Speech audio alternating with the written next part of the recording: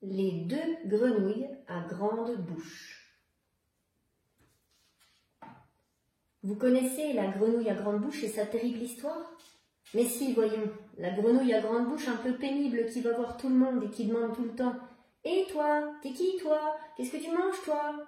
Et quand le croco dit « Des grenouilles à grande bouche », elle lui répond, la bouche en cul de poule « Bon, il y en a beaucoup par ici ?» Eh bien, voici pour votre plus grand plaisir l'histoire des deux grenouilles à grande bouche.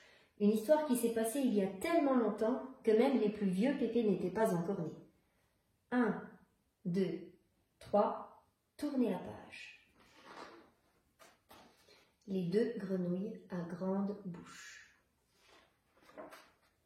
Tiens, il pleut. Une goutte, puis deux, puis trois. La pluie tombe, tombe, tombe sans arrêt. Qui a ouvert les robinets du ciel? Qui fait déborder la baignoire des nuages? Quel sale temps que celui-là! Il pleut, il mouille, c'est la fête à la grenouille. Ça continue et ça n'en finit plus. Il trempe, il flotte, il pleut à verse, et voilà que les rivières sortent de leur lit et que les lacs deviennent mer.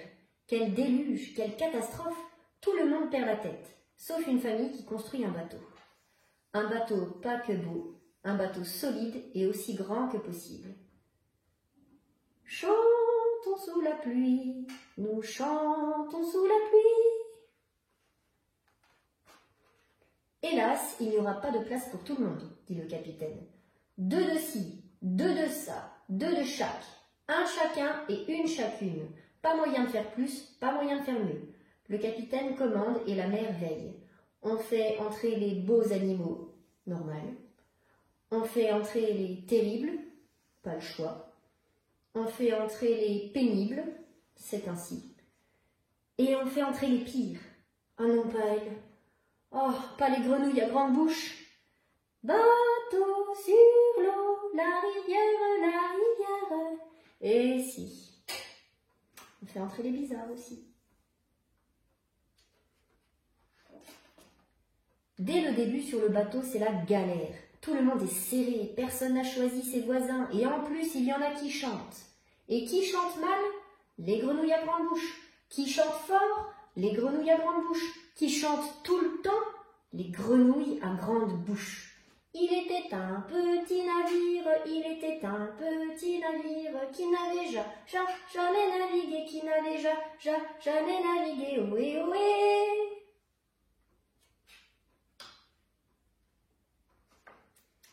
Les passagers commencent à parler. Moi, je crois que la pluie, c'est de leur faute, à ces vilaines grenouilles. Tu crois? Mais si c'est elles, et si elles continuent comme ça, on ne sera jamais au sec, c'est sûr. Ohé, ohé, matelot, matelot navigue sur les flots. Cela fait 240 jours et 240 nuits que tout le monde est enfermé sur le bateau, autour de l'eau, rien que de l'eau, beaucoup trop d'eau. Les passagers ont de plus en plus de mal à se supporter. Les hiboux font passer des nuits blanches à ceux qui leur font passer des jours noirs. Les carnassiers donnent des angoisses aux herbivores et tout le monde se relaie pour surveiller les termites. Si au moins les grenouilles à grande bouche pouvaient s'arrêter, juste 5 minutes, ce serait bien. Mais non, pas du tout, elles continuent de chanter. Maman, les petits bateaux qui vont sur l'eau ont-ils des jambes? À la surface du pays des poissons, tout le monde divague. Il faut que ça s'arrête. Quand soudain, on entend crier « Terre! Terre !» Tout le monde accourt. On regarde à gauche, on regarde à droite, on regarde devant et derrière, pas d'île, rien à voir. Sauf les deux grenouilles à grande bouche qui rient et qui se marrent. C'est une blague. Les animaux regardent méchamment les deux grenouilles. Même pas vrai, même pas rigolo. Et ils retournent ruminer dans leur coin. Tout le monde s'occupe comme il peut. Jouer à saute-mouton, c'est pas la joie, il y en a que 2. Jouer à chat-perché, c'est pas marrant, ils dorment tout le temps. Jouer au loup, oula, faudrait être fou. C'est long, trop long. Quand soudain, terre, terre! Tout le monde accourt, et regarde à bâbord, et regarde à tribord, regarde vers la proue et vers la poupe. Il n'y a toujours rien à voir, sauf Les deux grenouilles, à grande bouche, qui se gondolent et qui rigolent. C'est une blague, c'est une blague. Maintenant vous arrêtez les batraciens, dit le capitaine. Sinon, la prochaine fois ça va chauffer, vous avez ma parole. D'accord, répondent les grenouilles en chœur. Les passagers ont à peine le temps de se calmer que l'on entend à nouveau « Terre! Terre !» Les grenouilles ont osé recommencer. « C'est une blague !» Ce coup-ci, c'est la goutte d'eau qui fait déborder le vase et l'eau ras le bol. Le capitaine s'avance, il a l'air terrible. « Les grenouilles, on vous a prévenu. Je sais ce qu'il me reste à faire, je n'ai pas le choix. » Les grenouilles deviennent vert pâle. Pour que la terre ressorte la tête de l'eau, on va faire un sacrifice. Tous les animaux sourient et chantent en chœur. « On va faire un sacrifice, on va faire un sacrifice. » Quoi? Quoi?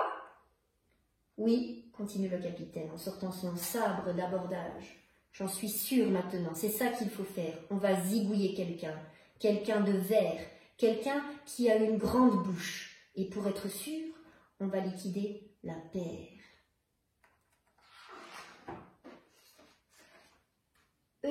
C'est moche pour les crocodiles.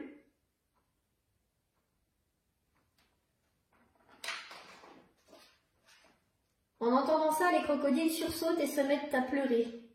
Heureusement, à ce moment-là, on a entendu la vigie crier « Terre! Terre! Terre! La terre a refait surface !» Et cette fois-ci, c'était vrai.